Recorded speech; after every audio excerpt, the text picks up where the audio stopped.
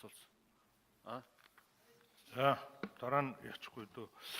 За энэ хоёр сайхан залууг бол дэмжиж байна. Гэхдээ та хоёр ер нь юун дээр очиж байгаагаа одоо биш очисон хойно мэдрэх байхаа гэж би бодож байна. Өнөөдөр та хоёрт бол гишүүд бол сайхан үг хэлж захиас захиж ингэж байна. Ерөнхийдөө та хоёр ажиллаа аваад тэнд шалгагдаж байгаа хэрэгүүдийг нэг үзээд бид юун дээр ирчих вэ гэдгээ мэдрэх тэр цагт л одоо та хоёрын хэр зэрэг шудраг ажиллах вэ гэдэг хүсэл зорилго чинь харагданаа. Та хоёрын өмнө ажиллаж исэн Аливахтай тэмцэх газрын дарга Инх Чаргал бол шудраг сайн ажилласан шүү. Миний найзыг бол зарим нэг зорилготойгоор хүмүүс бол зориуд муухай харагдуулах гэж нэлээд одоо балбсан. Юм олж чадаагүй харамсалтай. Тийм учраас бол энэ хоёрдугаарт бол Инх Чаргал энэ байгууллагыг толгойлж байхдаа нэг ч бизнесмений толгойд бол үсэнд гар хүрээгүй шүү. Энэ зарчмыг бас та хоёр баримтлаж ажиллаарай гэдгийг бас хэлье. Дараагийн дугаарт бол тэнд очиод ажиллаа аваад ажилтайгаа танилцсны дараа өмнөх удирдлага хэр сайн муу ажилласан бэ гэдгийг хараад олон хүмүүнд энийг бас байгаагаар нь хэлээд өгөөрэй. Тэгэхгүй бол одоо олон хүмүүнд нэг тийм буруу зүрүү ойлголт яваад байгаа учраас тэр бол тодорхой харагдах байхаа. Хожим нь ийм тохиолдол бас та хоёр дээр ирэх байхаа гэж би бодож байна. Тэгээд дараагийн дугаарт бол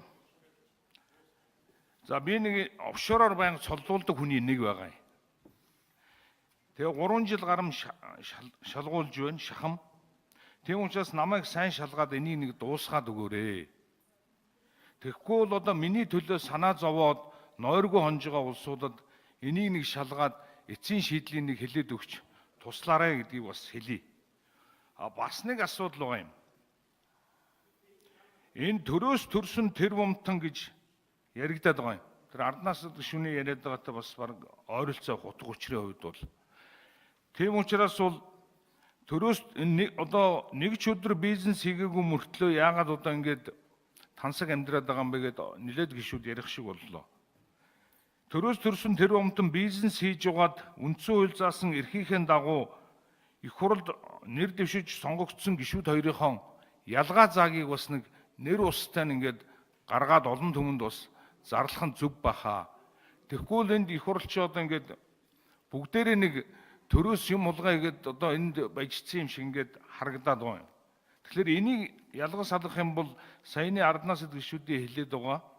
Тэр хөрөнгө орлогын мэдүүлэг тэгээд тэр мөнгөнийхөө их усүрийг тайлбарлах асуудал одоо хамгийн чухал юм аа. Тэгэхээр энийг бас эргэж хөрөнгө орлогын мэдүүлгийг үзээд тэр тайлбарыг одоо дуудаж авд юм уу яад юм. Ийм асуудал байна. Тэгэхээр зэрэг энэ өмнөх одоо энэ байгууллагыг толгойлж ирсэн